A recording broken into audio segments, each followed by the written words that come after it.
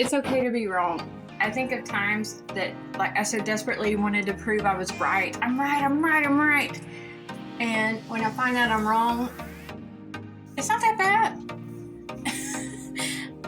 I think of Abby Johnson, who used to kill babies, and she fought for it. I mean, she was Employee of the Year, and then when she found out she was wrong, she was on the wrong side, she rejoiced. I mean, she went, well, I don't know if she rejoiced that day, but today she is glad she was wrong. She actually boasts that she was wrong, like, I was wrong, and I'm so glad I found out I was wrong.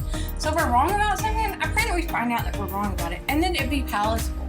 Like, oh, I was wrong. I've been killing people, and I'm not going to kill them anymore, and I'm going to spend the rest of my life not killing these people. In fact, I'm going to spend my life trying to save them.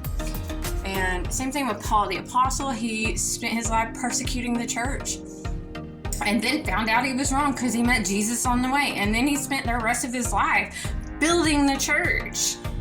And sometimes it's okay to be wrong.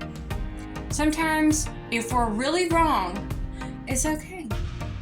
It's okay to be wrong. Embrace it.